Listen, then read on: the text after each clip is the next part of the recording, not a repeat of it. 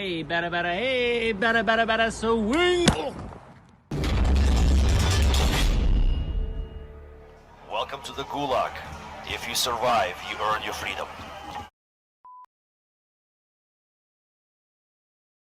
Hola, muy buenos días. Mi nombre es Iván Jesús y les voy a hablar sobre la Revolución Rusa y la creación de la URSS. La Rusia era un país prácticamente anclado en un sistema feudal. La nobleza, la Iglesia Ortodoxa y el zar eran los estamentos dominantes de una sociedad rusa. Mientras tanto, la débil burguesía defendía la necesidad de una mayor representación política de la sociedad, al tiempo que los campesinos estaban inclinados por unas tierras insuficientes. En 1898 se había creado el Partido Socialdemócrata Ruso. Este aún carecía de la fuerza social necesaria dentro de este partido político.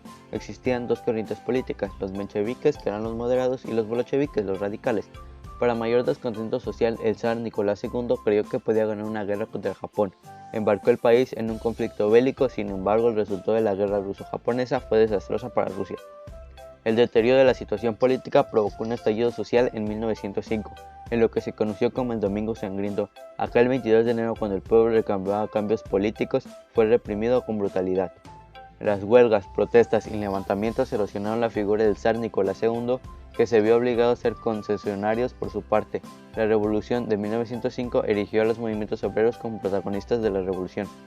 Para mayor desgracia, Rusia se embarcó en la Primera Guerra Mundial con nefastas consecuencias. Los campesinos fueron llamados para filas para combatir al frente, lo que dejó el campo sin mano de obra. Mientras Rusia sufrió dolorosas derrotas en los campos de batalla, su economía había quedado aislada de los mercados europeos. La revolución se gestó a fines de la Primera Guerra Mundial, en un contexto en el que el pueblo ruso se encontraba agotado por el esfuerzo de guerra, la escasez y la represión del régimen imponía, para acallar todo tipo de protestas. Comprende de dos etapas fundamentales, la Revolución de Febrero y la Revolución de Octubre. La Revolución de Febrero de 1917, una revolución popular provocada en la caída del gobierno del zar Nicolás II. Él gobernaba autoritariamente el país desde 1894. La monarquía fue abolida y reemplazada por una república a cargo de cuyo gobierno quedó en un socialista moderado, Alejandro Kerensky. Este no logró consolidarse en el poder al no haber impulsado medidas favorables a los trabajadores y por sus intenciones de prolongar la participación de Rusia en la Primera Guerra Mundial. El poder de Kerensky fue paulatinamente socavado por una nueva forma de organización política, los soviets. La Revolución de Octubre. El 25 de octubre de 1917, o equivalentemente a 7 de noviembre porque en Rusia todavía se usaba el calendario juliano, el gobierno provisional fue derrocado en una revolución encabezada por los bolcheviques. Una vez en el poder, los bolcheviques, liderados por Vladimir Lenin y apoyados en el Soviet, abolieron a las grandes propiedades rurales. Establecieron el control obrero sobre la producción en marzo de 1918. Dio por terminada la participación de Rusia en la Primera Guerra Mundial. Dado a estos acontecimientos, ocurrieron una gran variedad de consecuencias que fueron el estallido de la Guerra Civil Rusa entre 1917 y 1923, la creación del Ejército Rojo. Sobre la base de la Guardia Roja, este ejército fue el instrumento utilizado por los bolcheviques por lucha contra el Ejército Blanco y para afirmar su autoridad sobre toda Rusia, la independencia de Polonia, Finlandia, Estonia y Lituania, que hasta 1918 habían formado parte del Imperio Ruso, y la más importante, la creación de 1922 de la Unión Soviética, un estado que instauró un sistema económico planificado en un régimen político único.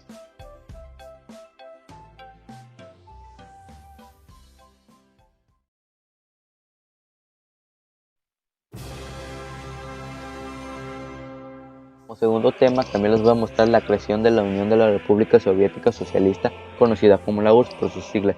Fue una nación federal y de sistema marxista-leninista que existió entre 1922 a 1991, y fue uno de los dos países más poderosos del mundo durante la llamada Guerra Fría, desde 1947 a 1991, en lo que se enfrentó a los Estados Unidos y los aliados de Europa Occidental. Estuvo ubicado en el actual territorio de Rusia, en el de 15 naciones vecinas que se unieron en una federación socialista, persiguiendo los ideales de la Revolución de Octubre de 1917. Muchas otras naciones cercanas y no tanto recibieron la influencia de la URSS y fueron países protegidos por esta, sobre todo aquellos que asumieron el comunismo como sistema económico y de gobierno, como es el caso de Checoslovaquia, Yugoslavia, China, Camboya, Vietnam, Polonia, Alemania Oriental y Cuba. La URSS inició formalmente en diciembre de 1922 cuando se firmaron los tratados de la integración de la República Socialista Soviética de Rusia. La muerte de la revolución de Vladimir Lenin dijo a Joseph Stalin a la cabeza del nuevo Estado unipartista nombre del secretario general del partido, quien acabó con todas las formas de oposición de izquierda y de disenso.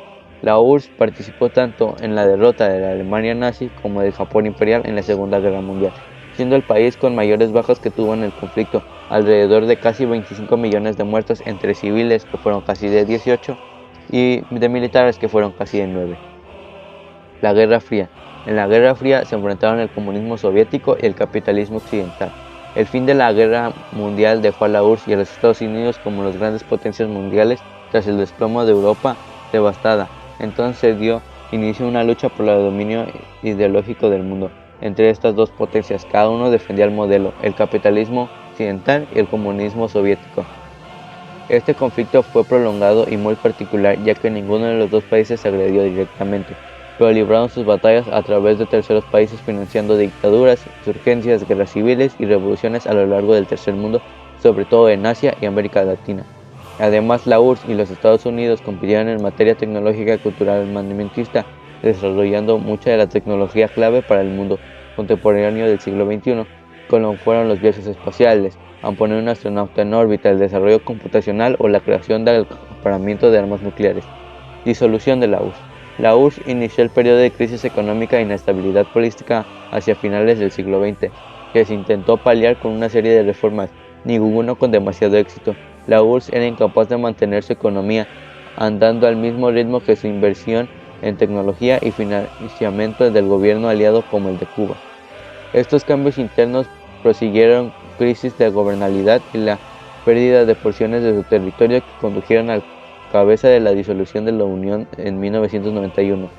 La caída de la URSS y el fin de la Guerra Fría marcaron el inicio de una nueva época en la historia contemporánea de la humanidad.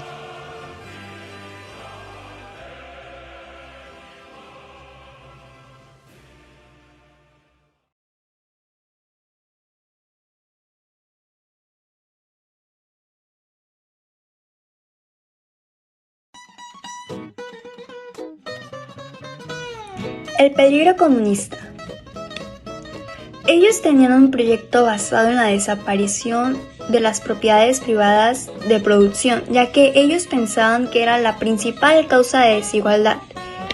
Así como los comerciantes y los empleados del gobierno, asustados por la amenaza de revolución, vieron la salvación en los movimientos fascistas. Ejemplo, el fascismo italiano, el nazismo alemán, el franquismo español, etc., que exaltaban el retorno a los valores medievales y tradicionales. El culto a los caudillos, el elogio de la masculinidad, el restablecimiento de la idea patriarcal de la familia, la obediencia, el orden, la disciplina, el militarismo y la necesidad del dominio geopolítico del mundo por parte de sus naciones. Fascismo italiano. Su fundador y líder, Benito Mussolini, exmilitar socialista, que en 1919 creó un grupo paramilitar, los fascios italianos, también conocidos como camisas negras. Ellos fueron el germen nacional fascista, aparecido en 1921. En octubre de 1922, tras la gran huelga general organizada por los socialistas, Benito Mussolini convocó a miles de camisas negras y se dirigió a la capital italiana. Es el acontecimiento histórico que conocemos con el nombre de la Marcha sobre Roma. Ante esta circunstancia, en lugar de enviarles para detenerlos, el rey Víctor Manuel III encargó a Mussolini la formación de un nuevo gobierno.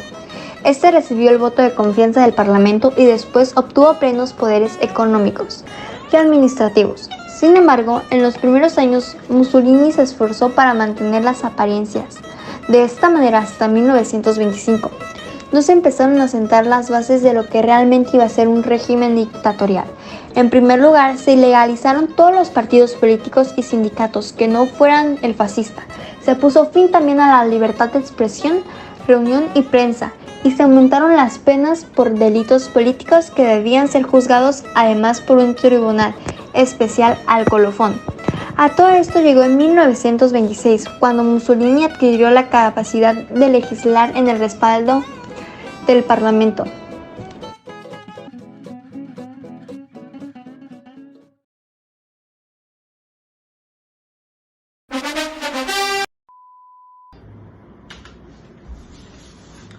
Hola, mi nombre es Emiliano Silotero y yo les contaré el fascismo alemán con dibujitos.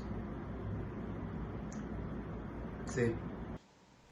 Después de la Gran Guerra, durante la República Alemana de Weimar, el gobierno fue incapaz de emprender programas para resolver la economía y el orden público en Alemania.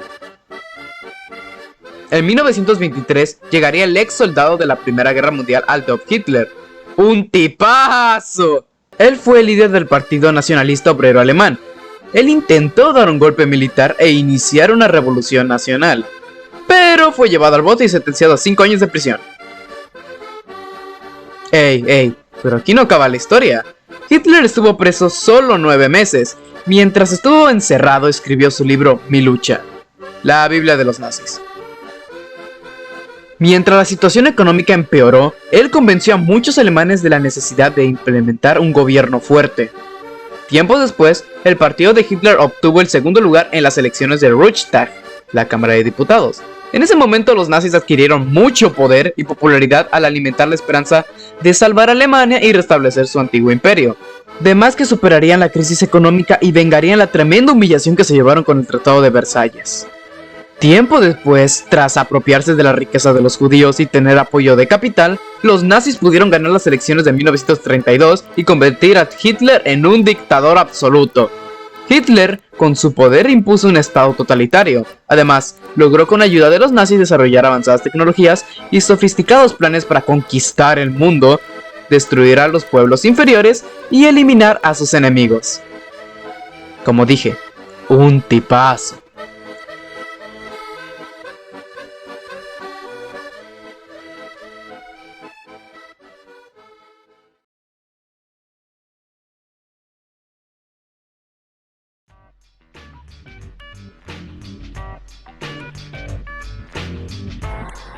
Hola, muy buenos días o tardes. El día de hoy les voy a estar explicando lo que sería la dictadura franquista o el franquismo en España. Este fue un régimen político autoritario liderado por Francisco Franco, vigente en España entre 1939 y 1975. Se instauró después de que las tropas lideradas por el general Francisco Franco vencieran en la Guerra Civil de 1936 y 1939. El franquismo fue una dictadura militar en la cual todos los poderes del Estado cayeron en manos de Franco. Esto supuso la censura y represión de cualquier tipo de resistencia al régimen franquista, junto con la abolición de los partidos políticos y sindicatos. Además, se suprimieron derechos humanos, incluyendo el de la libertad de expresión y de asociación, y se restringió el uso de lenguas minoritarias, como el catalán o el euskera. En consecuencia, se instauró el régimen del miedo, donde solo existía un único partido, la Falange Española Tradicionalista de las Juntas de Ofensiva Nacional Sindicalista. El ejército controlaba los medios de comunicación y tanto la enseñanza como el ocio estaban regulados para difundir solo las ideas afines del régimen. De esta manera se pretendía obtener el control social e ideológico de la ciudadanía. En el punto de mira estaban los vencidos de la Guerra Civil, que fueron denominados como enemigos de España. Se persiguió cualquier tipo de ideología de izquierdas, tanto comunista, socialista o también nacionalistas vascos, nacionalistas catalanes y aquellos que fueran considerados una amenaza para el régimen. Muchos de ellos acabaron en campos de concentración trabajando como esclavos en prisiones donde se les torturaba o incluso se les fusilaba. A pesar de todo, actualmente no hay un censo definitivo sobre el número de víctimas mortales.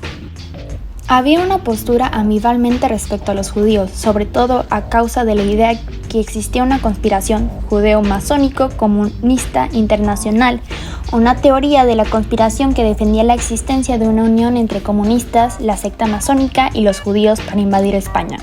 El resto de etnias que no pertenecía a la raza española, que era como los afines al régimen, llamaban a las personas cuya familia había residido en el país durante generaciones, a quienes ellos consideraban que cumplían los requisitos subjetivos. Eran considerados seres inferiores, por ejemplo, las personas de etnia gitana.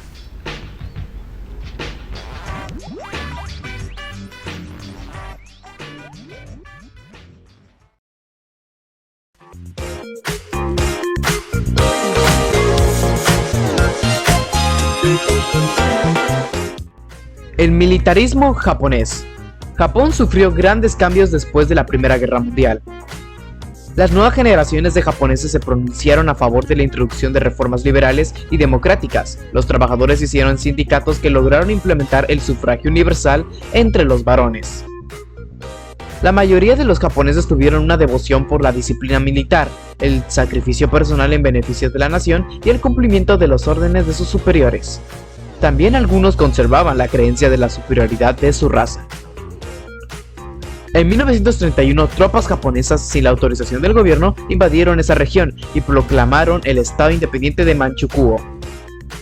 La Sociedad de las Naciones solicitó a Japón su retiro de Manchuria, pero no lo hizo.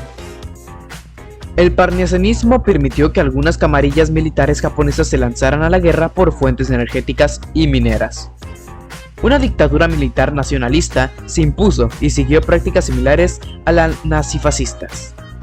A fines de 1937, tras órdenes del príncipe Asaka, los japoneses tomaron Nankín, la capital de China en ese momento. Cientos de mujeres chinas fueron violadas y miles de combatientes, al igual que civiles, fueron asesinados. Además de sus propiedades, fueron quemadas.